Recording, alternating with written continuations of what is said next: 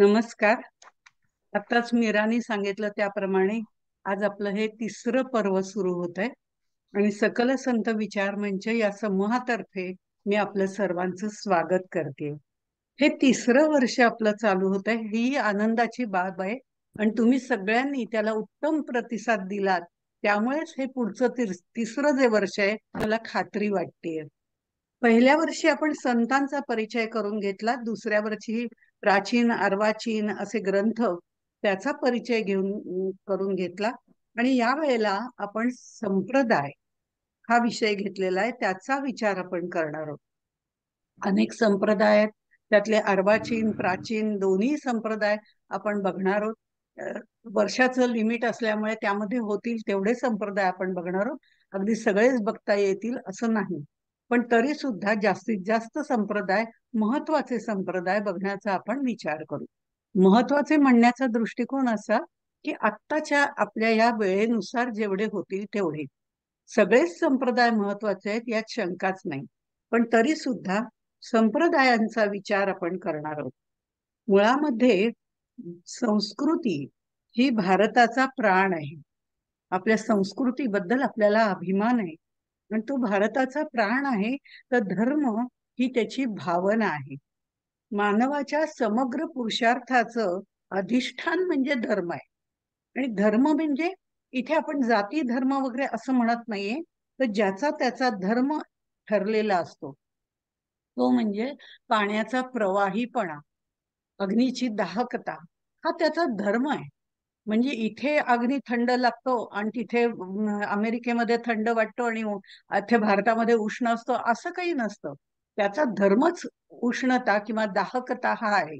हा धर्म आपण ज्याला म्हणतो तो धर्म ही आपल्या संस्कृतीची भावना व्यक्त करण्याचं एक साधन आहे असंही म्हणता येईल. आणि हे जे धर्म आहेत त्यामध्ये मानवता हा आपल्या मनुष्याचा धर्म आहे आणि त्या धर्मावर अधिष्ठित असे हे सगळे संप्रदाय आहेत. त्यामुळे इथे आपल्याला धर्म म्हटल्यानंतर स्वधर्म हाही एक भाग येतो. समग्र पुरुषार्थाचं अधिष्ठान म्हणजे चार पुरुषार्थांचं अधिष्ठान जे आहे ते धर्म अर्थ काम मोक्ष, याच्यामध्ये धर्म हा सगळ्याचा पाया आहे.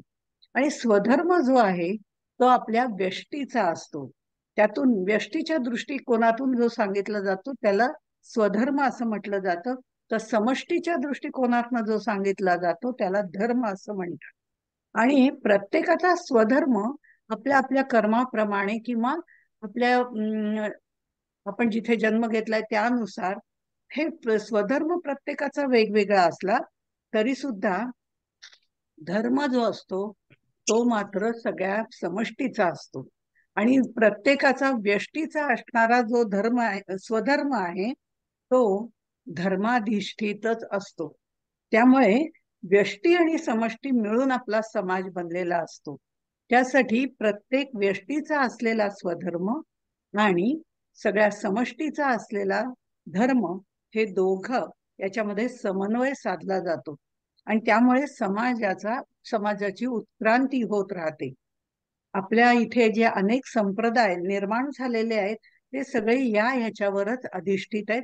धर्म आणि कर्तव्य किंवा आपण ज्याला म्हणतो स्वधर्म, सगळ्यांचा धर्म, या सगळ्यावरती अवलंबून असलेले असे आपले संप्रदाय आहेत. आपल्या संप्रदायांमधलं जर बघितलं तर धार्मिक विषमता आणि बौद्धिक पारतंत्र्य या दोन्ही खाली ज्या वेळेला महाराष्ट्र हताश झालेला होता त्यावेळेला या संतांनी, या संप्रदायांनी योग्य वेळी दिशा दर्शन केलेलं आहे. समन्वयाचं महत्व राखून त्यांनी आपली परंपरा संस्कृती समृद्ध केलेली आहे. सूत्रे मणिगणा इव म्हणजे एका दोऱ्यामध्ये सगळे गुंफलेले मोती आहेत जसे असतात त्याप्रमाणे धर्म म्हणजे सूत्र आहे, दोरा आहे आणि त्यात ओवलेले सगळे मणी म्हणजे आपले संप्रदाय, असा उल्लेख महाभारतातल्या शांती पर्वामध्ये आलेला आहे. मग इथे प्राचीन काळापासून ते अगदी आत्ताच्या आधुनिक काळापर्यंत अनेक संप्रदायांनी ही भारताची भूमी समृद्ध केलेली आहे. म्हणून आता आपल्याला पहिल्यांदा संत, मग आपण त्यांचे ग्रंथ आणि आता आपण पाहणार आहोत ते पंथ किंवा संप्रदाय. असं आपण म्हणूया. त्यामध्ये थोडासा फरक आहे. तर हा जो फरक आहे तो असा आहे. पण त्यापूर्वी आपण बघूया की संप्रदाय म्हणजे काय. तर संप्रदाय ह्याच्यामध्ये दायच्छ या धातूपासून हा तयार झालेला शब्द आहे. प्रदान करणं असाही त्याचा अर्थ आहे. आणि त्याला सम हा प्रत्यय लागलेला आहे. आपण जेव्हा म्हणतो की संचलन, चालणं बोलणं हे सगळ्यांचं चालूच आहे. चालताना सगळेजण चालतच असतात. पण संचलन वेगळं आणि आपलं चालणं वेगळं. सम हा धातू हा प्रत्यय लागल्यामुळे आपोआपच सुसूत्रपणे, नियमाने, एखाद्याच्या पाठोपाठ एक अशा अनुक्रमाने एका लयीत चालणं त्याला संचलन असं म्हणतात. त्याप्रमाणे हे संप्रदाय आहेत. हे देणारे आहेत, दाता आहेत. पण तरी सुद्धा काय देतात? तर भक्ती आणि तत्वज्ञानाच्या क्षेत्रामध्ये गुरु परंपरेने आलेली भक्ती आणि ज्ञान सुसूत्रपणे एखाद्या योग्य पद्धतीने आणि शिष्याकडून प्रशिष्यांकडे, त्या संप्रदायाचा जो प्रवर्तक असतो त्याच्याकडून शिष्यांकडे, त्याचे जे अनेक शिष्य होतात तयार, त्यांच्या शिष्यांकडून प्रशिष्यांकडे, अशा तऱ्हेने त्याची वाहणी केली जाते, वहन केलं जातं. त्याला या संप्रदाय असं म्हटलं जातं. त्या संघटनेला संप्रदाय असं म्हटलं जातं. आणि ज्यामुळे त्याच्यामध्ये वेगवेगळ्या विचारधारा आहेत यात शंकाच नाही. पण तरी सुद्धा सर्वांचं मूळ तत्व अभ्युदय आणि निःश्रेयस या दोन्हींची प्राप्ती ज्याच्यामध्ये होते, असे हे त्याला धर्म म्हणा किंवा त्याला संप्रदाय म्हणा. असे संप्रदायाचा गाभा याच धर्मावरती आधारलेला आहे, अभ्युदय आणि निःश्रेयस. आपल्याकडे जर आपण बघितलं तर दर्शनं जी असतात, ते षट दर्शनं जी आहेत त्याच्यामध्ये सगळ्याची थेअरी सांगितलेली आहे. तर संप्रदायामध्ये त्याचं प्रॅक्टिकल आहे. एवढं म्हटलं तरी आपल्याला एका वाक्यामध्ये संप्रदाय म्हणजे काय याचा अर्थ उलगडून जातो. आता आपलं बोलणं झालं की पंथ आणि संप्रदाय अशामध्ये एक बारीकशी रेषा आहे. ती अशी आहे की संप्रदाय त्या संप्रदायाचा प्रवर्तक असतो आणि त्याला अनुसरणारे शिष्य प्रशिष्य असतात. ते त्या संप्रदायाचं वहन करतात. पण त्या ह्याच्यामध्ये या संप्रदायाच्या बाबतीमध्ये ज्या वेळेला त्या त्या संप्रदायाची एक देवता असते आणि त्या देवतेच्या ऐवजी तो संप्रदायाचा जो प्रवर्तक असतो त्याचंच महत्व जास्त वाढलं तर त्याला पंथ असं म्हटलं जातं. आणि ज्या वेळेला देवतेचं महत्व जास्त वाढवून बाकी सर्व लोक शिष्य प्रशिष्य त्यानुसार वागतात त्यावेळेला त्याला संप्रदाय असंही म्हटलं जातं. असं एक थोडक्यातला हा फरक आहे. आणखीन फरक सांगत बसत नाही, आपण पंथ संप्रदाय या दृष्टिकोनातूनच बघणार आहोत.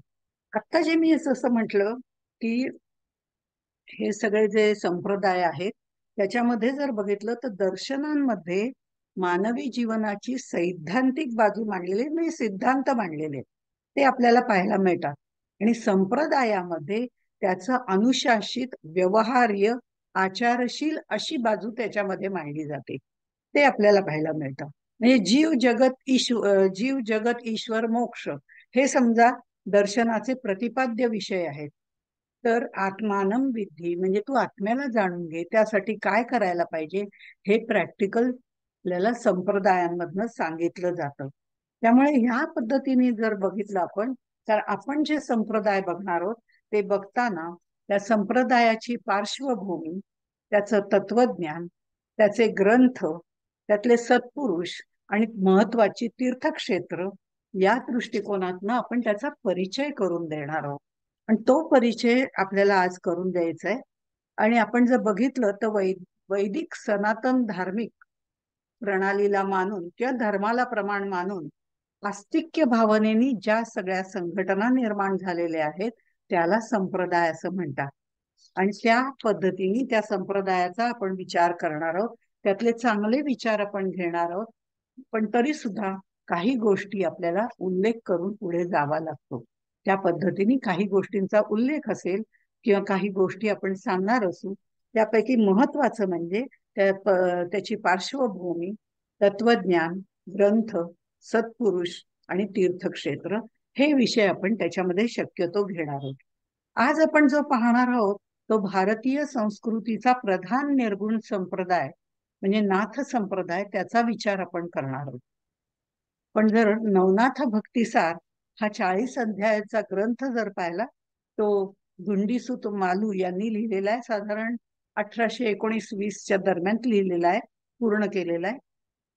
त्यांच्या याच्यामध्ये जर आपण बघितलं तर त्यांनी असं म्हटलेलं आहे की जवळजवळ इसवी सन 1710 पर्यंत हे सगळे नवनाथ भूतलावर होते आणि ते अजूनही दर्शन देतात, अशी काही लोकांची भावना आहे. ज्या वेळेला कलियुगाला सुरुवात होणार होती, त्यावेळेला भगवान श्रीकृष्णांनी नवनारायणांना पाचारण केलं, बोलावलं. म्हणजे त्याच्यामध्ये कवी, हरी, अंतरिक्ष वगैरे असे जे नवनारायण आहे ते सगळे द्वारकेमध्ये आले. आणि आता कलियुगामध्ये तुम्ही सर्वांनी अवतार पृथ्वीवर घ्यायचाय आणि आपल्या भक्ती परंपरा जी आहे ती वाढवायची आहे, त्यासाठी हा जन्म घ्यायचा आहे असं त्यांनी सांगितलं. कुणी कोणत्या नावाने कुठे जन्म घ्यायचा हे सुद्धा आम्हाला सांगितलं तर बरं होईल, असं जेव्हा त्या कवी नारायणांनी विचारलं, त्यावेळेला भगवान श्रीकृष्णांनी प्रत्येकाला कोणी काय व्हायचं हे सुद्धा सांगितलं. आदी नारायण कवीने मच्छिंद्रनाथ व्हावं, हरीने गोरखनाथ व्हावं, अशा तऱ्हे अंतरिक्षाने जालंधरनाथ व्हावं, अशा पद्धतीने त्यांनी प्रत्येकाने काय व्हायचं या पद्धतीने हे सगळं सांगितलं. आणि करभाजन जे आहेत त्यांनी गहनीनाथ व्हावं, या पद्धतीने नवनाथां हे सगळे निर्माण झालेले आहेत.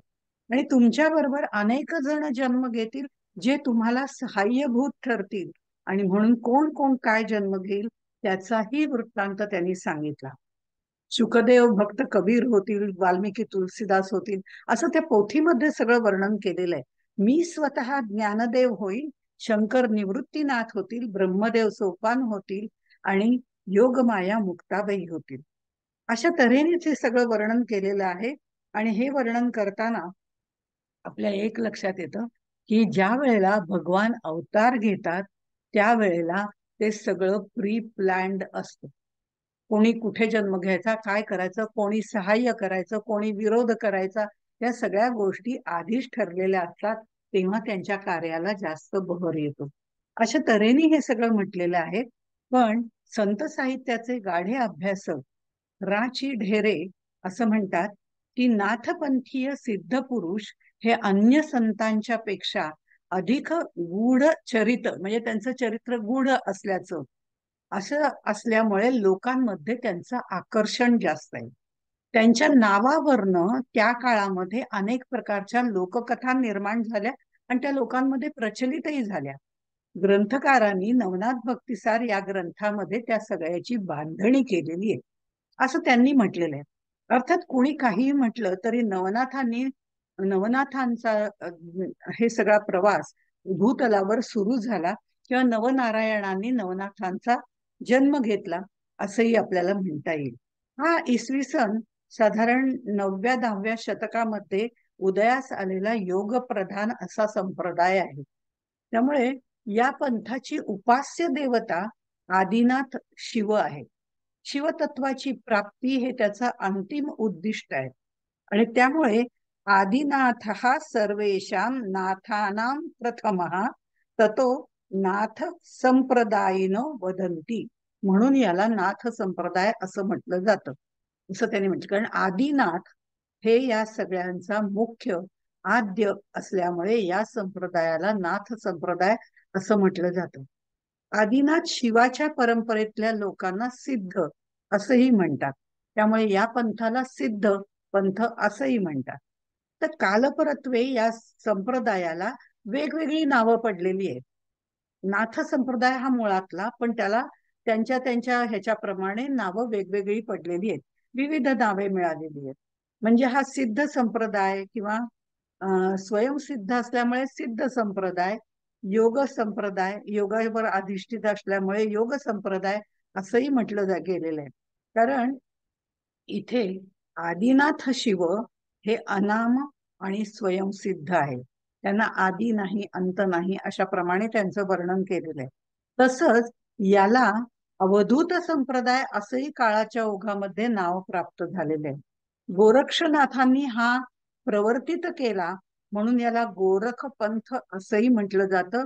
तर या पंथामध्ये कान विदीर्ण करून म्हणजे कानाला भोक पाडून ती कुंडल घालण्याची एक पद्धत आहे, जी आपल्याला शंकराच्या परंपरेमध्ये खूप जुन्या जर त्याच्या मूर्ती बघितल्या शंकरांच्या, तर त्याच्यामध्ये ती कुंडल घातलेली आपल्याला दिसतात. आणि त्यामुळे ही क्रिया करणारे जे लोक आहेत त्यांना कानफाटा संप्रदाय असंही ओळखलं जातं. आणि नाथपंथाचा हा उगम जो बघितला, उद्भव बघितला, तर तो शिवापासून आहे. आणि या सगळ्या सर्व साधन मार्गाला, त्या प्रणालीला जोडून घेऊन एकत्रपणे आणण्याचं काम गोरक्षनाथांनी केलं. तिथे इथे जोगी, अवधूत, कानफाटे असे अनेक प्रकार आहेत. त्यापैकी जोगी जे आहेत हे हठयोग साधना करणारे आहेत आणि भैरव ही देवता मानणारे आहेत. तर गोरक्षनाथांना दत्तात्रयांनी अवधूत गीता सांगितली होती. त्यातले आचार विचार मान्य करणाऱ्यांना अवधूत असं म्हटलं जातं, म्हणून अवधूत संप्रदाय असंही त्याचं नाव ठेवलं गेलेलं आहे. कानात कुंडल घातल्यामुळे मी म्हटल्यासारखं कानफटे हाही एक भाग झालेला आहे. आता ह्याच्यामध्ये या कुंडलांना सुद्धा म्हणजे कानातल्यांना सुद्धा पवित्र समजलं जातं. त्याला मुद्रा असं म्हटलं जातं. मुद म्हणजे आनंद देणारा आणि रा म्हणजे धारण करणारा. ती मुद्रा धारण करणारा नेहमी आनंद स्वरूप होऊन जातो, अशा पद्धतीने त्याचं वर्णन केलं जातं. म्हणजे थोडक्यामध्ये नाथ संप्रदाय, नाथ पंथ, सिद्ध पंथ, सिद्ध मत, सिद्ध मार्ग, योग मार्ग, योग संप्रदाय, अवधूत मत, गोरख पंथ, कानफाटा संप्रदाय, गुरुमार्ग अशा वेगवेगळ्या विविध नावांनी हा संप्रदाय ओळखला जातो. आता याचा उगम कुठे आहे असं म्हटलं तर त्यावर सुद्धा वेगवेगळ्या संशोधकांमध्ये थोडी बहुत भिन्नता आपल्याला दिसते. सरदार मिरीकर जे आहेत त्यांच्या मते नगर जिल्ह्यातलं वृद्धेश्वर जे आहे हाच खरा आदिनाथ आहे आणि ते त्यांचं उगमस्थान आहे असं म्हटलेलं आहे. समर्थ संप्रदायामध्ये सुद्धा जर आपण बघितलं तर समर्थ रामदास स्वामींचे शिष्य दिनकर स्वामी यांच्या स्वानुभव दिनकर मध्ये वृद्धेश्वराचा डोंगर हे नाथ संप्रदायाचं उगमस्थान म्हटलेलं आहे. तर संत साहित्याचे अभ्यासक राची ढेरे यांच्या मते श्रीशैल्य हे तांत्रिक सिद्धांचं किंवा कापालिक योग्यांचं साधनेचं मध्यवर्ती ठिकाण असल्यामुळे श्रीशैल पर्वतावरती जे मंजुनाथ किंवा कदलीबन ज्याला म्हटलं जातं, त्यातले कदली मंजुनाथ हेच खरे आदिनाथ आहेत आणि श्रीशैल्य हे त्याचं उगमस्थान आहे असं म्हटलं जातं. अशी वेगवेगळी त्याची उगमस्थानं आपल्याला पाहायला मिळतात किंवा वेगवेगळ्या संशोधकांनी त्यावरती तसा विचार करून ते मत मांडलेलं आहे. आता ह्यामध्ये खरं जर पाहिलं तर भारतामध्ये बहुसंख्य ठिकाणी नाथ संप्रदायाचा विस्तार त्यावेळेला झालेला होता. एक आपली श्रद्धा असते, काही प्रदेशाचा अभिमान असतो, त्यामुळे कुणी कुणी तर पुढे जाऊन पंजाब, आसाम हे सुद्धा प्रदेश म्हटलेले आहेत. कारण आसामच्या जवळ जर आपण बघितलं तर कामाख्या मंदिर, त्याच्या बाबतीत सुद्धा हा उल्लेख तिथे येतो. त्यामुळे काही जण तेही उगमस्थान मानतात. तर नंतर हा प्रसार तिबेट, नेपाळ अशा ठिकाणी सुद्धा झाला. तिथेही काही लोकांनी संप्रदायाचा उगम तिथे असं मांडलेलं आहे. पण संप्रदाय प्रवर्तक जे असतात, संप्रदाय प्रवर्तक त्यांचं कार्य, त्यांनी तिथून सुरुवात होते, जिथून सुरुवात होते तो संप्रदायाचा आरंभ बिंदू किंवा उगम ठरत असतो असं म्हटलं जातं. खरं ज्ञानेश्वर माऊलींचा असं उल्लेख करावासा वाटतो की त्यांनी सुद्धा 18व्या अध्यायामध्ये ज्ञानेश्वरीच्या 18व्या अध्यायामध्ये गुरुपरंपरा जी सांगितलेली आहे त्याच्यात आदिनाथ शंकर, मत्स्येंद्रनाथ, गोरक्षनाथ, गहनीनाथ, निवृत्तीनाथ,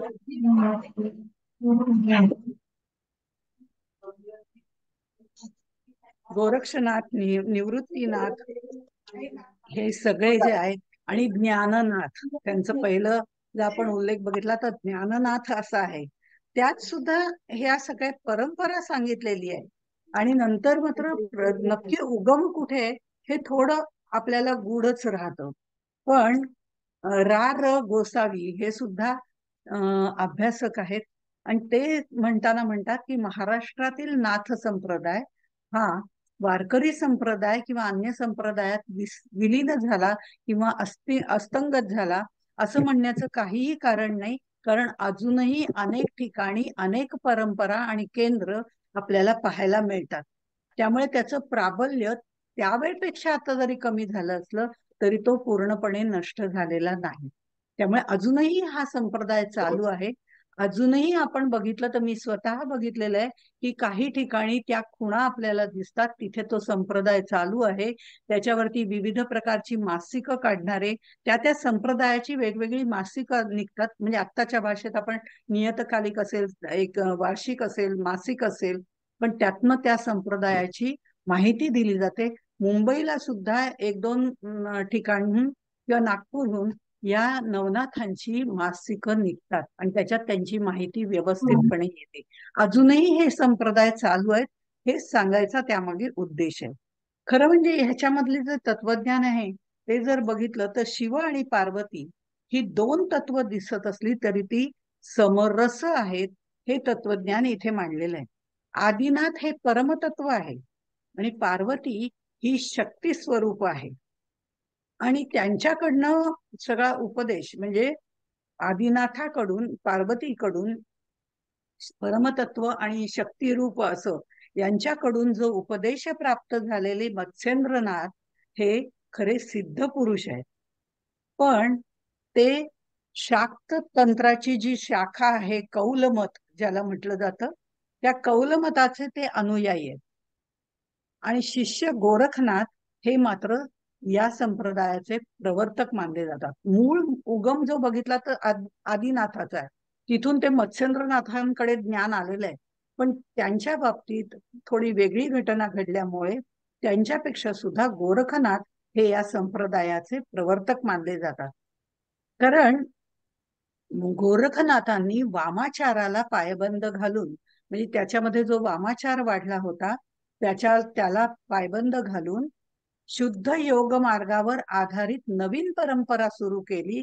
आणि त्यावेळेला एक घटना अशी सांगितली जाते की गोरखनाथांनी मत्स्येंद्रनाथ जे होते, जे कौलमताचे अनुयायी होते, ते श्रीशैल्य पर्वतावरती योगिनींच्या मेळाव्यात अडकलेले होते.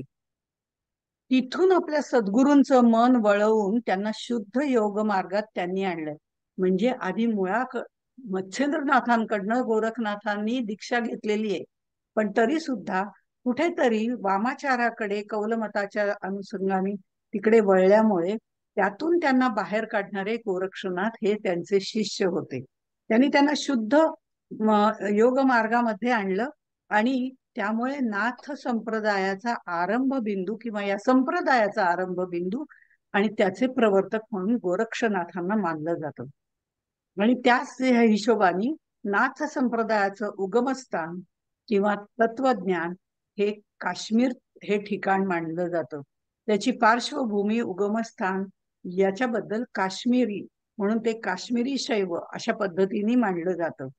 आता याची जी देवता आहे ती देवता म्हणजे आदिनाथापासून सुरू होणारा असा हा शैव संप्रदाय असल्यामुळे शिव ही त्याची प्रधान उपास्य देवता आहे. शिव शिव म्हटल्यानंतर श अधिक ई अधिक व, यातलं श श ई व ही ई जी आहे ती शक्ती देवता आहे. जर शिव मधलं ईच काढून घेतला तर उरतं ते फक्त शव उरतं. अशा पद्धतीची धारणा असल्यामुळे या संप्रदायामध्ये शक्ती उपासनेला जास्त मान्यता मिळालेली आहे. आणि ही मान्यता देताना त्यांनी असं म्हटलेलं आहे, शिवस्य अभ्यंतरे शक्ती शक्तेरभ्यंतरे शिवः, न शिवेन विना शक्ती न शक्ती रहित शिवा, असं त्यांनी म्हटलेलं आहे. गोरक्षनाथांच्या मते आदिनाथ किंवा शक्तियुक्त शिव, शक्ती सहित शिव हे खरं अंतिम सत्य आहे. आणि जो आदिनाथ आहे किंवा मंगल शिव असं त्याला म्हटलं जातं आणि शक्ती सहित शिव हे त्याचं उपास्य देवता आहे. आणि शक्तीतली शक्तीच काढून घेतली तर ते शव उरतं. म्हणून हा श्लोक त्याच्यामध्ये टाकलेला आहे, इथे लिहिलेला आहे. नाथ संप्रदायाने शिवशक्तीचं अभिन्नपण मानलेलं आहे किंवा त्यांचं सामरस्य मानलेलं आहे. आता शाक्त कापालिक यांच्या समावेशामुळे काली, दुर्गा, जगदंबा, त्रिपुरा सुंदरी ही सगळी देवीची रूपं मानली जातात. तर भैरव, काळ भैरव ही शिवाची रूप पुढे उपास्य देवता म्हणून ठरली. नाथांचे एक महापीठ, मगाशी मी ज्याचा उल्लेख केला, आसामच्या जवळ आहे, गुवाहाटी आसाम याच्या जवळ आहे, ते कामाख्या हे शक्तिस्थान मानलं जातं. आणि या स्थानाला नवनाथ संप्रदायामध्ये महत्व आहे. गोरखनाथ, मच्छिंद्रनाथ यांची मंदिरं सुद्धा बांधली गेलेली आहेत, त्यांचंही पूजन केलं जातं. आणि हडिप्पा म्हणजे जालंधरनाथ यांच्या मूर्तीचं सुद्धा पूजन बंगालमध्ये केलं जातं. म्हणजे याही देवता मानलेले गेले आहेत. आणि त्यामुळे जालंधरनाथ किंवा मत्स्येंद्रनाथ, गोरखनाथ यांना जिथे जिथे देवता मानलं गेलेलं आहे तिथे तिथे गोरखपंथ, जालंधर पंथ अशा पद्धतीने त्याचा वापर केलेला म्हटलं जातं. पण शिव आणि दत्त ही या दोन्ही देवतांचा या पंथामध्ये आदर केला. शिवाचा तर केला जातो, ते उगमस्थान आहे, पण दत्तांचा सुद्धा आदर या संप्रदायामध्ये केला जातो. काही काही नवनाथ मंदिरामध्ये हनुमानाची मूर्ती सुद्धा आपल्याला पाहायला मिळते, कारण नाथ संप्रदायामध्ये हनुमानाचं सुद्धा महत्व आहे. अशा तऱ्हेने वेगवेगळ्या ठिकाणी वेगवेगळी मंदिरं आहेत, त्यांची उपास्य देवता आहे, पण मूळ स्त्रोत जो आहे तो आदिनाथ आहे.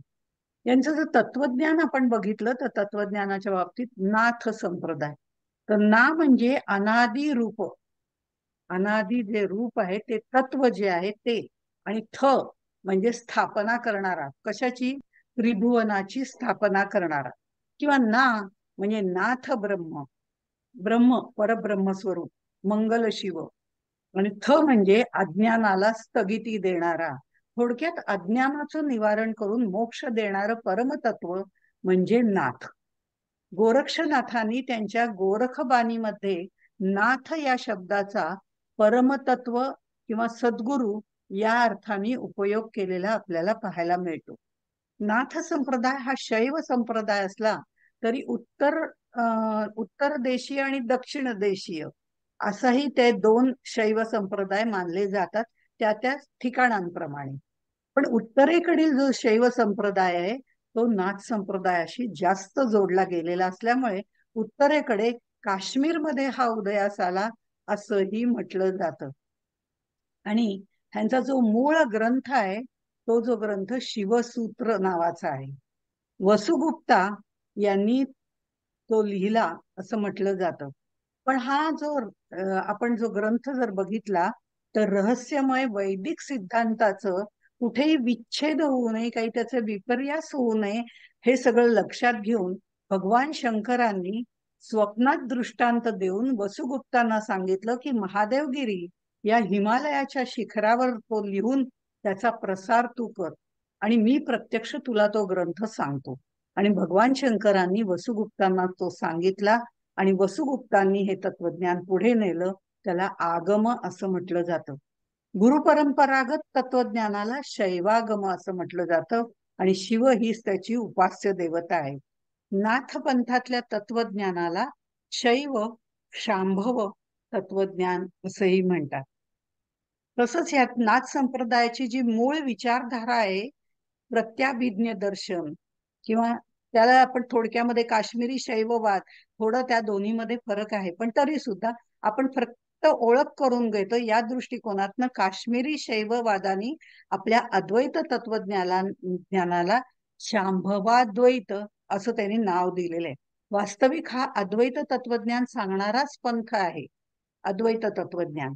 पण त्यांनी म्हणताना त्याला काश्मीरी शैव तत्वज्ञान किंवा अद्वैतवादाप्रमाणे जर म्हटलं तर शांभवाद्वैत असं म्हटलेलं आहे. म्हणजे ह्याच्यामध्ये मतभेद नाहीत कुठल्याही प्रकारचे, फक्त मांडणीमध्ये मात्र फरक आहे. हे मांडणीतला फरक आहे हे आपण लक्षात घेतलं पाहिजे. आता ह्याच्यामध्ये मच्छिंद्रनाथांच्या बाबतीत जर आपण सुरुवातीला बघितलं तर मच्छिंद्रनाथ, मी दोनदा तीनदा उल्लेख केला की हे कौल मार्गाचे आहे. कौल मार्ग म्हणजे काय, दोनदा तीनदा उल्लेख झाला. कुल म्हणजे शक्ती आणि अकुल म्हणजे शिव. कुलाच्या ठिकाणी म्हणजे शक्तीच्या ठिकाणी अकुलाचा म्हणजे शिवाचा संबंध आहे, हे तत्वज्ञान सांगणारा कौल मार्ग आहे. शिवाला आपल्या ह्याच्यात जर विचार करायचा झाला तर शिवाला कुठलंच कुळगोत्र नाही. त्याला ना कुळ ना गोत्र, कारण तो अनादी अनंत आहे. त्याला उगमच म्हणजे तो स्वयंभूच आहे. ज्याला उगम नाही त्याला अंतही नाही, ज्याला जन्म नाही, जन्म आहे त्याला मृत्यू आहे, ज्याला जन्मही नाही तो अजन्माच असतो. या पद्धतीचंच हे सगळं वर्णन आहे. आणि ह्या शिवाला कुळगोत्र नाही म्हणून त्याला अकुल असं म्हटलं जातं. शिवाची जी सृजन शक्ती आहे, म्हणजे सृजन करते, ती सृष्टी निर्माण करते, तिला सृजन शक्ती म्हणतात. ती ही सृष्टी निर्माण करण्याची इच्छा, म्हणजे ती जी शक्ती आहे, आणि तो जो अकुल असलेला शिव आहे, या दोघांचं सामरस्य कौल मार्गामध्ये मान्य आहे. आणि ह्या कौल मार्ग यावरती मत्स्येंद्रनाथांनी ग्रंथ लिहिलेला आहे. त्याला कौल तत्वज्ञान, कौलोपनिषद असंही म्हटलेलं आहे. त्याच्यात ब्रह्मविचारच सांगितलेला आहे, जो आपल्या दर्शनांमध्ये सांगितलेला आहे. ब्रह्मशक्ती, ब्रह्मजिज्ञासा वगैरे. ज्ञान आणि बुद्धी ही धर्माचीच दोन रूप आहेत. त्यामुळे धर्म म्हणजे काय वगैरे आपण बघितलं, पण ज्ञान हे मोक्षाचं साधन आहे. आणि ज्ञान आणि अज्ञान अभिन्न आहेत. अज्ञान हे ज्ञानाहून अभिन्न आहे, म्हणजे ज्ञान अज्ञान एकच आहे. आपण अज्ञान म्हणतो, पण खरं म्हणजे अज्ञान नाहीच आहे. अशा पद्धतीने ज्ञानदेवांनी अमृतानुभवामध्ये मांडणी केलेली आहे. अज्ञान नाहीच आहे असं ते का म्हणतात? कारण मला एखाद्या गोष्टीचं अज्ञान आहे, मला एखादी गोष्ट समजत नाही, हे मला समजणं हे सुद्धा ज्ञानच आहे. त्यामुळे या पद्धतीची मांडणी तिथे आहे की अज्ञान नाहीच आहे, ज्ञानच आहे. अनित्य आणि नित्य ही सुद्धा त्या ब्रह्मशक्तीचीच दोन रूप आहेत. आणि कौल मार्गामध्ये 36 तत्व मान्य आहे. कौलोपनिषद प्रथम ब्रह्मविचार सांगते, आणि नंतर जीवाची जी 5 ज्ञानरूपी बंधन आहेत ती सांगून नित्य अनित्य ही ब्रह्मशक्तीचीच रूप आहे. या पद्धतीने या ग्रंथाची मांडणी केलेली आहे. तर कौल तत्वज्ञान किंवा कौलोपनिषद असंही त्याला म्हटलं जातं. आता मी मगाशी म्हटलं तसं दर्शनामध्ये थेअरी आहे आणि संप्रदायामध्ये प्रॅक्टिकल आहे. दर्शन आपल्याला माहिती आहेत, न्याय, वैशाखिक किंवा सांख्य, पूर्वमीमांसा वगैरे. तर यापैकी जे योग दर्शन जे आहे, जे सर्वांचं हित करणार आहे, नाथ संप्रदायात योगाला महत्व आहे. योग दर्शनाचा जास्तीत जास्त उपयोग तिथे केलेला दिसतो. आणि त्यातल्या त्यात विशेषतः हठयोगाचा, ज्याच्यामध्ये मुद्रा विधी वगैरे येतात, किंवा धौती नेती त्राटक वगैरे असे वेगवेगळे गोष्टी त्याच्यात सांगितलेल्या आहेत, कपालभाती वगैरे. पण त्याही पेक्षा हठयोग यामध्ये नाथ संप्रदायामध्ये त्याला महत्व जास्त आहे. आणि ते हठयोगाच्या वर आधारित जर बघितलं तर शक्तीची 5 बीजरूप, वैष्णवीची 5 बीजरूप, आणि शैवरूप 5 त्याची बीजरूप, या बीजाक्षरांनी युक्त असा शाबरी मंत्र, त्या शाबरी मंत्राला याच्यात महत्व आहे. इथे परकाया प्रवेश, हठयोग यावर नाथपंथीयांचं प्रभुत्व आहे. परकाया प्रवेश मच्छिंद्रनाथांनी सुद्धा केलेला आहे. आणि हठयोगाची परंपरा शिवापासून आलेली आहे असं त्यांचं म्हणणं आहे. आणि ते त्याच्याबद्दल त्यांनी असं म्हटलेलं आहे, ह म्हणजे सूर्य आणि ठ म्हणजे चंद्र. शिवाच्या जटेमध्ये चंद्र आहे, आणि त्याचा तिसरा नेत्र हे त्याचं यौगिक तेज आहे, म्हणून सूर्य असा अर्थ जे नाथ तत्वज्ञानाचे अभ्यासक ल म जोशी यांनी त्यांच्या नवनाथ तत्वज्ञान या त्या ग्रंथामध्ये त्यांनी लिहिलेलं आहे. आणि ह्या सगळ्या ह्याच्यावरनं आपण जर बघितलं तर योगी इंद्रिय निग्रह करून अष्टांग योग साधतात, समाधी सुखाचा लाभ घेतात. कौल साधकांचा आचार सांगताना, म्हणजे कौल साधक, आपण कौल पद्धतीबद्दल बोलतोय, त्यामुळे कौल साधनेचा अभ्यास करताना किंवा त्याचा आचार सांगताना त्यांनी असं म्हटलेलं आहे, अंतः अंतः शाक्तः बहिर शैवः सभामध्येच वैष्णवा, असा त्यांचा आचार सांगितलेला आहे. अंतः शाक्तः, शाक्ता शक्तीची उपासना करणारे हे कौलमार्गी असल्यामुळे आतून ते शक्तीची उपासना करतात, म्हणून शाक्त त्यांना म्हटलेले. तर बहिशैव उपास्य देवता ही शिव असल्यामुळे, ते त्यांचं मंगल शिव हे दैवत असल्यामुळे बाहेरून बघितलं तर ते शक्तीच्या शिवाची उपासना करणारे आणि सभामध्येचे वैष्णव. लोकांमध्ये ते वैष्णव या रूपाने राहतात. हा साधा सरळ सोपा अर्थ आहे. आणि त्याच्यामध्ये आणखीन आत खोल शिरलं तर त्याचाही अर्थ वेगळा असू शकतो. इथे शाक्त म्हणजे आतून शाक्त बाहेरून शैव आणि लोकांमध्ये वैष्णव अशी वेगवेगळी रूप धारण करून हे सर्वजण पृथ्वीवर संचार करतात. या तिन्हीचा समन्वय इथे साधलेला आहे. कौल साधनेमध्ये ज्या 3 अवस्था सांगितलेल्या आहेत त्या साधना करताना, जसं आपण पहा, आपण साधना करताना म्हणतो ना, बद्ध मुमुक्षु साधक सिद्ध, या 4 अवस्था सांगितल्या जातात. या पद्धतीने तो साधक पुढे पुढे सिद्धत्वापर्यंत जातो असं आपण म्हणतो. त्याप्रमाणे इथे कौल साधनेमध्ये साधकाला पशु, वीर आणि दिव्य अशा 3 अवस्था सांगितलेल्या आहेत. जो संसारादी आसक्तीमध्ये गुंतलेला आहे त्याला पशु असं म्हटलेलं आहे, ज्याला आपण बद्ध म्हणतो. संसारादी आसक्तीमध्ये आपण बोलताना सुद्धा मनुष्य प्राणी म्हणतो. जो मानव असेलच असं नाही, मानवता ज्याच्या अंतःकरणात नाही त्याला पशु, मनुष्य प्राणी, प्राणी हा शब्द आपण वापरतो. तर संसारादी आसक्तीत गुंतलेला जो आहे त्याला पशु अवस्था म्हटलेली आहे. जो साधक या पाशातून उत्साहाने बाहेर पडायचा प्रयत्न करतो आणि मोहपाशाचं बंधन झुगारून देतो, छेडतो किंवा तोडून टाकतो, त्याला वीर असं म्हटलेलं आहे. आणि जो साधक अद्वैत तत्वज्ञान साध्य करून घेतो त्याला दिव्य असं म्हटलेलं आहे. अशा तऱ्हेने ह्या तत्वज्ञानामध्ये ह्या 3 अवस्था सांगितलेल्या आहेत. आणि पुढे जाऊन आदिनाथांपासून नाथ संकेतीचा दंशु हाही एक भाग आपल्याला पाहायला मिळतो. म्हणजे नाथ संकेतीचा दंशु म्हणजे उपदेश प्राप्त झाल्यानंतर मत्स्येंद्रनाथ यांनी सिद्धमत असलेल्या नाथपंथाला सुरुवात केली आणि मकरोदरी हे त्याचे विशेषण गूढ झालं.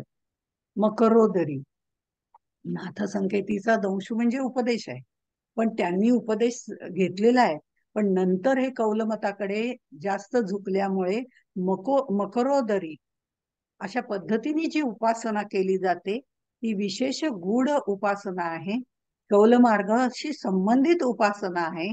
आणि त्या कौल मार्गाचे प्रवर्तक मत्स्येंद्रनाथ होते. कौल मार्गातील योगिनी कौलमताचा त्यांनी स्वीकार केला होता आणि त्यामध्ये या मार्गाचं स्वच्छंद नामक एका भैरवीकडनं त्यांनी सर्व रहस्य प्राप्त करून घेतलं होतं. स्वच्छंद नामक भैरवीकडून, म्हणजे आपल्याला रामकृष्ण परमहंसांच्या बाबतीतही त्यांनी भैरवीकडून हे तत्वज्ञान शिकून घेतलं होतं असा त्यांच्या चरित्रामध्ये उल्लेख आलेला आहे. आता ह्याच्यामध्ये अष्टांग योगाने मिळणारं जे समाधी सुख आहे, थोडा कौलमताचा मकारात्मक जो उल्लेख आहे, तो मकार जो आहे त्याच्या बाबतीत जे सांगितलं जातं की अष्टांग योगाने मिळणारं समाधी सुख याच्यातही मिळतं, पण ते कसं मिळतं? मद्य, मांसादी कुलद्रव्यांचं सेवन करून तांत्रिक प्रक्रियांद्वारा हा मिळवता येतं. मद्य, मांसादी हे 5 मकार नाथपंथीयातल्या कौल मार्गामध्ये विशेषतः या योगिनी कौल मार्ग त्याच्यामध्ये सांगितलेलं आहे. आणि ते सांगताना हे 5 मकार आपल्याला सांगितलेले. इथेही शिवशक्तीचं समरसकरण आहेच आहे, ते लोक मानतातच, पण ही साधना वेगळ्या पद्धतीची आहे. आणि काही वेळेला ही साधना त्या उपासकाचं अधःपतन करू शकतात. मद्य, मांस, मत्स्य, मुद्रा आणि मैथुन असे हे पंचमकार आहेत. मद्य, मत्स्य, मांस, मुद्रा, मैथुन या 5 मकारांचा अनर्थ झाल्यामुळे काही वेळेला उपासकाचं अधःपतन होऊ शकतं. खर तर महानिर्वाण असा एक त्यांचा जो ग्रंथ आहे त्यामध्ये सर्वांना कौल मार्गाचा अधिकार नाही. ज्यांनी ही साधना केली आहे आणि ही साधना करण्यासाठी ज्यांनी जितेंद्रिय जे झालेले आहेत, ज्यांनी आपली इंद्रियांवर ताबा मिळवलेला आहे, इंद्रिय जय केलेला आहे, अशांनाच फक्त त्याचं अधिकार आहे असं म्हटलेलं आहे. पण काही काही जणांनी इंद्रिय विजय न करता हा मार्ग स्वीकारला आणि या पंचमकारांमध्ये ते गुंतून गेले आणि त्यांचं अधःपतन पण झालं. त्यामुळे हे खरं म्हणजे सर्वसामान्यांनी हा आचरणात आणण्यासारखा मार्ग नसावा असंही आपल्या लक्षात येतं. महानिर्वाण ग्रंथामध्ये याबद्दल सांगितलेलं आहे. आता या सगळ्यांची जी आपण उपासना वगैरे जर बघितली तर नाथ संप्रदायामध्ये ब्रह्मचारी आणि त्यांची योग साधना याचा सगळ्याचा जो विचार केला तर सामान्य माणसाच्या आवाक्या बाहेरची ही उपासना आहे. आणि त्यामुळे या संप्रदायाला थोडस कुठेतरी मर्यादा आल्या असंही म्हटलं जातं. पण नाथ संप्रदायामध्ये अनेक शाखांमध्ये वामाचाराचं प्रचलन झालं. वामाचारी तंत्र साधना आणि हे पंचमकार आणि त्याच्याही पुढे जाऊन काही तांत्रिक साधना सांगितलेल्या आहेत. वज्रोळी, सहजोली, योगमुद्रा, त्याच्या फार डिटेलमध्ये शिरण्यात अर्थ नाही. पण वशवर्तिनी स्त्री, प्रचुर दूध, मरवारुणी या सगळ्यांचा याच्यामध्ये समावेश आहे. त्यामुळे नाथ संप्रदायाला थोडासा धक्का बसला. आणि अर्थात नाथ संप्रदायाचे प्रवर्तक जे गोरक्षनाथ आहे त्यांनी या सगळ्या वामाचारावरती बंधन आणलं. पण मी म्हटलं ना की इंद्रिय जय झाल्याशिवाय ही साधना करण्यात अर्थ नाही असं त्यांच्याच महानिर्वाण ग्रंथामध्ये सांगितलेलं आहे. पण तरी सुद्धा काही लोक तिथे गेले. अशा पद्धतीची उपासना करण्यामध्ये रामकृष्ण परमहंस इंद्रिय विजयी होते. इंद्रियांवर त्यांचा ताबा होता, जितेंद्रिय होते. त्यांनी भैरवीच्या मार्फत ही विद्या घेतलेली, शिकून घेतलेली आहे. तीही विद्या त्यांनी प्राप्त केलेली आहे, पण ते इंद्रियजयी होते. हा मोठा फरक आहे. म्हणून त्यांच्याबद्दल आपल्याला, त्यांनी अनेक प्रकारच्या विद्या शिकल्या, त्यातली ही एक आहे असं आपल्याला म्हणता येईल. पण मुद्दामून त्याचा उल्लेख केला कारण ही ज्यांचा इंद्रिय जय नाही त्यांनी इकडे जायचं नाही. हा सगळा जो संप्रदायाला थोडासा धक्का बसत गेला ना, त्यामुळे नाथ संप्रदायाचे, आता मी संप्रदाय म्हणते ना, मच्छिंद्रनाथांचा जो होता तो पंथ होता. नाथ संप्रदायामध्ये प्रवर्तक म्हणून गोरक्षनाथ यांनी या सगळ्या वामाचाराला बंधन आणलं. वामाचार करायचाच नाही, ती साधना करायची नाही असं त्यांनी स्पष्ट सांगितलं. आणि साधनेमध्ये जी शुद्धता आहे त्याच्यावर जास्तीत जास्त भर दिला. शुद्ध नैतिक आचारांवर, त्या आचारांच्या विचारांच्या पायावर त्यांनी पूर्णपणे ही नाथ संप्रदाय संघटित केला आणि नाथ संप्रदायाला वेगळं वळण दिलं, वेगळा आयाम दिला आणि त्याचं पुनरुज्जीवन केलं. म्हणून गोरक्षनाथांना नाथ संप्रदायाचे प्रवर्तक असं म्हटलं जातं. आता ह्या प्रवर्तक आणि पंथ आणि संप्रदाय हे सगळं आपण बघितलं. थोडक्यामध्ये आता आपण संप्रदायाचा वेश काय आहे ते बघितलं तर आपल्याला लक्षात येईल की कुंडल, शैली, शृंगी, कथा, जोळी, कंथा, जोळी, मेखला, खापरी वगैरे अशा पद्धतीचं सगळं वर्णन आपल्याला त्यांच्या पोशाखाचं आपल्याला पाहायला मिळतं. कुंडलांबद्दल मगाशीच मी म्हटलं, कानफाट्या लोक हे घालतात आणि त्याचा अर्थही आपण बघितला.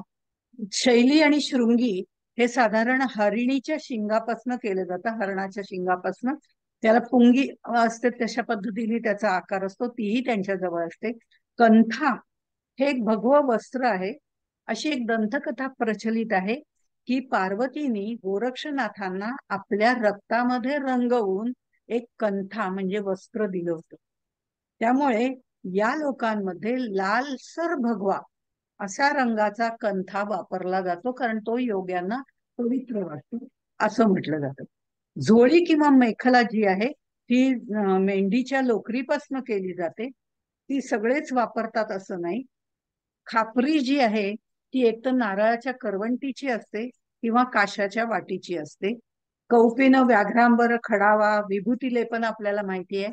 नवनाथांचं जर चित्र आपण बघितलं तर त्याच्यावरती आपल्याला हे व्याघ्रांबर म्हणजे वाघाचं कातड, त्याच्यावरती साधना केली जाते. किंवा खडावा आपल्याला माहिती आहे. आणि विभूती लेपन म्हणजे जे पांढरं गंध त्यांनी सगळं लावलेलं असतं ते. आणखीन अलख निरंजन हा शब्द जो आहे तो आदेश म्हटलं जातो.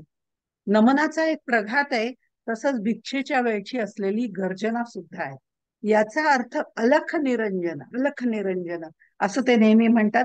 ते अलख, लख म्हणजे लक्ष, ते लक्ष जिथपर्यंत आहे, ते लक्ष म्हणजे जे अंतिम ध्येय आहे ते जे स्थान आहे त्या परमशिवापर्यंत आपल्याला जायचंय, पण ते परमशिव अलख आहे, तिथपर्यंत आपण जाणं फार अवघड आहे. आणि ते जे आहे ते परमशुद्ध निरंजन आहे, असा त्या अलख निरंजनचा थोडक्यामध्ये अर्थ सांगितला जातो. खरं जर म्हटलं तर हे जे सगळं त्यांचं वर्णन केलं जातं ते आपल्याला पूर्वीच्या नवनाथांच्या ह्याच्यामध्ये पाहायला मिळतं, यात शंकाच नाही. पण पूर्वीचा नाथपंथीय वेश होता तो हळूहळू कालरूपाप्रमाणे बदलत गेला. खरं जर म्हटलं तर निवृत्तीनाथ आणि ज्ञाननाथ यांचाही थोडाफार त्याच्याशी साम्य दर्शवणारा वेश असला तरी ते सुद्धा साध्या तऱ्हेने राहत असत. पुढे पुढे जर अगदी अर्वाचीन मध्ये जर आपण बघितलं, आत्ताचे संत जर आपण बघितलं तर माधवनाथ, स्वरूपानंद स्वामी या लोकांची वेशभूषा सामान्य लोकांसारखी आहे, सामान्य लोकांसारखी, पण त्यांचा कुठेतरी त्यांच्या ह्याच्यावर नाथपंथाचा प्रभाव निश्चित आहे. तिथूनच ते लोक आलेले आहेत. त्यामुळे नाथपंथ म्हणजे आपण जर बघितलं तर हे पोशाख जे आहेत ते आता पूर्वीसारखे राहिलेले आहेतच असं म्हणता येणार नाही. काही ठिकाणी ती परंपरा अजूनही चालू आहे, जिथे त्यांची स्थानं आहेत, मगाशी मी म्हटलं त्याप्रमाणे. त्याचा विचार आपण पुढे करणार आहोत, पुढच्या ह्याच्यात करणार आहोत. पण नाथपंथ निवृत्तीनाथ आणि ज्ञानदेवांकडनं महाराष्ट्रामध्ये रूढ झाला, पण त्याच्यामध्ये नंतर त्यांनी बदल केला, सोहम साधना रूढ झाली. किंवा नाथपंथाचं हरिहर ऐक्य आपल्याला पंढरीला पाहायला मिळतं. हरिहर ऐक्य भागवत धर्मातून हा पंथ जो वारकरी पंथ आहे तो पुढे विकसित झाला, पण नाथ संप्रदायाचा प्रभाव मात्र त्याच्यावरती निश्चितपणे आहे. संप्रदाय म्हटलं की मत्स्येंद्रनाथ, गोरखनाथ अशी नावं उच्चारली जातात, कारण योग सिद्धींचे किमयागार असं म्हणून आपल्या डोळ्यासमोर हे नवनाथ उभे राहतात. आपल्याला इथे असलेल्या चित्रात पण दिसतंय की हे नवनाथ योग सिद्धीने प्रभावित आहेत. शिवाय त्यांच्या बरोबर दत्त आणि शंकर हेही दोघं त्याच्या बरोबर आहेत, ते त्यांची दैवत आहेत, अशा तऱ्हेने. पण गुरु शिष्यांविषयी जर आपण बघितलं तर सर्वांना कमालीचा आदर आहे. आणि मत्स्येंद्र हे नाव सुद्धा मोठं अन्वयार्थक वाटतं. मत्स्य म्हणजे पाण्यात जो मासा अत्यंत चपळ असतो, तशी आपली इंद्रिय आणि मन हे अत्यंत चपळ असतात. त्या इंद्रियांवर विजय मिळवणारे मत्स्येंद्रिय असं त्यांना म्हटलेलं आहे. विकारांवर ताबा मिळवलेले मत्स्येंद्रिय. आणि नाथ म्हणजे मगाशी जसा अर्थ सांगितला त्याप्रमाणे न अथ, ज्याला प्रारंभ नाही असा, आदी नाही अंत नाही असा. आणि नाथ म्हणजे स्वामी. तसंच गो म्हणजे इंद्रिय आणि इंद्रियांवर अधिपत्य गाजवणारा, विषय विकार यापासून रक्षण आपलं करणारा किंवा त्यापासून दूर असणारा तो गोरक्षण आहे. त्यांची चरित्र कथा पाहता जे निष्कर्ष वेगवेगळे काढले गेलेले आहेत, त्यांचं व्यक्तिमत्व हे भव्य आणि दिव्य होतं. तांत्रिक मांत्रिक साधनेमध्ये प्रवीण होते हे जाणवतं. त्यांची कथा किंवा त्यांचा विशेष भाग आपण पुढच्या जेव्हा 4 त्यातले पुरुष बघणार आहोत त्यामध्ये पंथाचे प्रमुख अशा पद्धतीने त्यावेळेला त्याचा विचार आपण करणार आहोत पुढच्या भागामध्ये. पण याचा अन्य संप्रदायांवरती सुद्धा परिणाम झालेला आहे, कारण हा सगळ्यात पुरातन असा संप्रदाय आहे. त्यामुळे ह्याच्यामध्ये भक्तीचा महिमा घेण्यासाठी, वाढवण्यासाठी भगवंत आज्ञेने सगळं एकत्र जरी आलेले असले तो जो प्रभाव वाढवण्यासाठी बाकीच्यांनी त्यांना महत्व दिलेलं आहे, त्यांच्यावरही त्याचा प्रभाव आहे त्या नवनाथ संप्रदायाचा, तसं अन्य लोकांवरती आहे. उदाहरणार्थ महानुभाव पंथाचे जे प्रवर्तक आहेत चक्रधर स्वामी, त्यांच्या व्यक्तिमत्वावर विचारांवर नाथ संप्रदायाचा प्रभाव आहे. हे कसं लक्षात येतं तर सालबर्डीच्या डोंगरावरती जेव्हा तपश्चर्या करताना त्यांचा नाथ सिद्धांशी संबंध आला होता. त्यांचे जे गुरु आहेत गोविंद प्रभू हे सुद्धा नाथ सिद्धांपैकीच होते. आता हे महानुभाव पंथ जो आहे हा वेगळा नंतर स्थापन केला गेला, किंवा इथे महानुभाव हे विठ्ठलांचा विधी निषेध कुठेही पाळत नाहीत. त्यांनी स्त्रियांना परमार्थ मार्गामध्ये प्रवेश दिला, पण संप्रदायाच्या प्रचारासाठी त्यांनी जो लोकभाषेचा वापर केला त्यात खास नाथ संप्रदायाकडून आलेला वारसा इथं आपल्याला पाहायला मिळतो. नाथ बाणी ते निकी नाथ बाणी सिद्ध बाणी गावो रे, अशा पद्धतीने त्यांनी म्हटलेले आहे. बरं, दत्त संप्रदायावरती किंवा त्याचा नाथ संप्रदाय, दत्त संप्रदाय ह्यांच्यावरती जर आपण बघितलं तर पूजास्थानी दत्तगुरु आहेतच. महानुभाव पंथीय चक्रधरांना दत्तात्रयांनी बोध केलेला आहे. नाथपंथीय गोरखनाथांना सुद्धा दत्तात्रयांनी गुरुगीता सांगितलेली आहे. म्हणजे अवधूत गीता सांगितलेली आहे. नाथ संप्रदायातील सिद्ध स्वतःला अवधूत म्हणून घेतात. म्हणजे दत्त संप्रदायाचे आणि यांचेही ऋणानुबंध आहेतच. संप्रदायाच्या अनेक शाखांमध्ये वामाचाराचे प्रचलन झाले होते, त्यामुळे त्याला धक्का बसला आपण असं म्हटलं. त्या नाथ संप्रदायातल्या जोगी लोक जे होते त्यांच्या बाबतीमध्ये तुकाराम महाराजांनी कडक शब्दामध्ये संभावना सुद्धा केलेली आहे. ते असं म्हणतात, कान फाडून या मुद्रा घालती नाथ म्हणवती जगामधी, घालून या फेरा मागती द्रव्यासी परिशंकरासी न ओळखती, पोट भरावया शिकती उपाय तुका म्हणे जाय नरक लोका. आता हे वामाचारी, दुराचारी, मकाराचा अनर्थ करणाऱ्या लोकांबद्दल तुकारामांनी म्हटलेलं आहे, नाथ संप्रदायाबद्दल नाही. या गोरक्षनाथांनी जो आचारसंहितेवरती निर्माण केलेला संप्रदाय जो आहे त्याच्यावरती म्हटलेलं नाही. जसं रामकृष्ण परमहंसांचं कार्य विवेकानंदांनी पुढे चालू ठेवलं, निवृत्तीनाथांचं ज्ञानदेवांनी चालू ठेवलं, तसं मच्छिंद्रनाथांचं कार्य गोरक्षनाथांनी आपल्या प्रभावी व्यक्तिमत्वानी, आध्यात्मिक शक्तीच्या जोरावर, संघटना कौशल्याच्या आणि कर्तृत्वाच्या जोरावर केलं. आणि ते या संप्रदायाचे युगप्रवर्तक ठरले. आणि त्यांनी ही अघोरी जी साधना होती ती बाजूला सारली आणि साधकांना उच्चतम परमार्थ साधनेच्या मार्गावर आणलं आणि धार्मिक जीवनाचं शुद्धीकरण केलं. समाजाचं शील घडवण्यासाठी गोरक्षनाथांनी गोरक्ष प्रणित सिद्ध पुरुषांनी प्रयत्न सुद्धा केले. म्हणून ज्ञानदेवांनी गोरक्षनाथांचा गौरव करताना त्यांना योगाब्जिनी सरोवर असं म्हटलेलं आहे, किंवा विषय विध्वंसक वीर असं सुद्धा म्हटलेलं आहे. हळूहळू मध्यकाळामध्ये नैतिकतेकडे जास्त लक्ष दिलं गेलं आणि या योग म्हणजे या संप्रदायाचं शुद्धीकरण आणि व्यवस्थापन उत्तम रीतीने गोरखनाथांनी सांभाळलं. भक्तीचं बीज सुद्धा त्याच्यात पडलं. कथनी आणि करणी, म्हणजे कथनी म्हणजे नैतिक दृष्ट्या आणि करणी म्हणजे शारीरिक दृष्ट्या, ही दोन्ही अंग त्याच्यामध्ये निर्माण झाली आणि नैतिक आणि शारीरिक दृष्ट्या सुचिरभूत अशा सदाचाराचं वर्णन त्यांच्यामध्ये केलं झालं. आणि या सगळ्या ह्याच्यामध्ये भक्तीचं बीज पडलं आणि कबीरांसारखा निर्गुण भक्तीचा संप्रदाय सुरू झाला. अर्थात कबीरदासांच्या निर्गुणी संप्रदायावरती सुद्धा नाथ संप्रदायाचा प्रभाव आहेच. कारण त्यांच्या अभंगांमध्ये आपल्याला किंवा दोह्यांमध्ये वगैरे आपल्याला पाहायला मिळतं. ते म्हणतात, मनमे खपरा मनमे सिंगी, अनहत नाद बजावे रंगी, पंच प्रजारी भसम करी भूका, कहे कबीर सोल सहे लंका. म्हणजे अशा पद्धतीने त्यांच्या ह्याच्यातही वर्णन आलंय. मीराबाईंनी बऱ्याच वेळेला उपास्य देवतेला जोगी म्हटलंय आणि आपण स्वतः सुद्धा जोगन असं म्हणून तिची उपासना केलेली आहे. आणि ती करताना सुद्धा नाथपंथीयांचा उल्लेख त्याच्यामध्ये सुद्धा आपल्याला येतो. मनमे खपरा मनमे सिंगी, हे जसं कबीरानी म्हटलेलं आहे त्याप्रमाणे जोगन वेशामध्ये असलेल्या मीराबाईंनी सुद्धा तिच्या भजनांमध्ये असा उल्लेख केलेला आहे. तो उल्लेख करताना मुद्रा माला भेषलू रे खप्पड लिहून हात, खप्पड म्हणजे ते खापरी हातामध्ये घेईल, माला मुद्रा मेखला रे बाला खप्पर लुंगी हात, अशा पद्धतीने तिन्ही नाथ संप्रदायाचा उल्लेख केलेला आहे. ह्या सगळ्या ह्याच्यामध्ये गोरक्षनाथ, गहनीनाथ हा सगळा तत्वज्ञानाचा भाग जाणताना आपण बघितलं की शक्तियुक्त शिव वगैरे हे सर्व आपण बघितलं. नामदेवांच्या अभंगात म्हणजे अगदी आत्तापर्यंत जर बघितलं तर मांडियाला गोलाठ शिखरी, अर्धच चंद्रावरी शेखी याचा, 24 त्या गुंफा रुद्रलिंगी नांदे वगैरे अशा पद्धतीने त्यांनी वर्णन केलेलं आहे.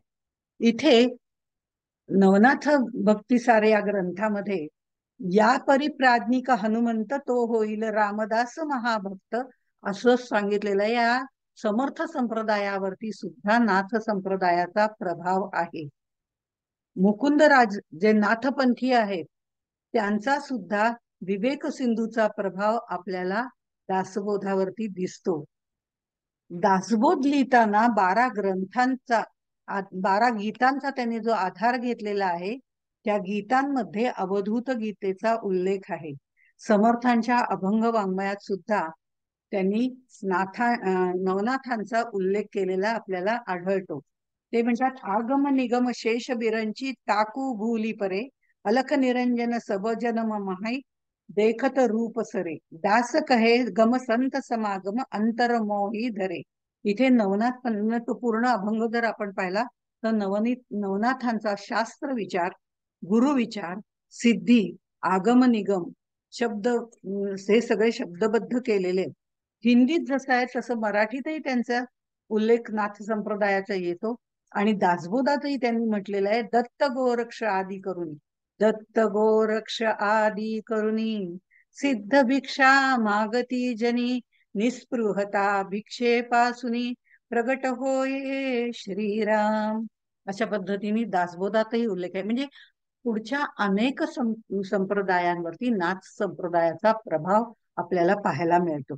दिनकर स्वामी जे समर्थांचे शिष्य आहेत, त्यांनी जो स्वानुभव दिनकर लिहिलेला आहे, त्या ग्रंथात 9 आणि 10 या कपालांमध्ये हठयोग प्रदीपिका या प्रमाण ग्रंथाचा आधार घेतलेला त्यांनी स्वतःच आपल्याला सांगितलेला आहे. इथे घोर तप, ब्रह्मचर्याचं नैष्टिक व्रत, अपूर्व भाव, अनन्य गुरुनिष्ठा या सर्व गुणांवरती या नवनाथांनी सिद्धी प्राप्त करून घेतल्या होत्या. आणि त्या सिद्धींच्या मार्फत अद्भुत चमत्कारही त्यांनी केले. पण त्या सिद्धींचा कधी गैरवापर केलेला नाही. त्यामुळे लोककल्याण हेच त्याचं ध्येय होतं. गोरखनाथांच्या नंतरच्या ह्याच्याबद्दल आपण बोलतोय, संप्रदायाबद्दल. त्यामुळे हा संप्रदाय भारतीय साधनेच्या इतिहासामध्ये चिरंजीव झालेला आहे.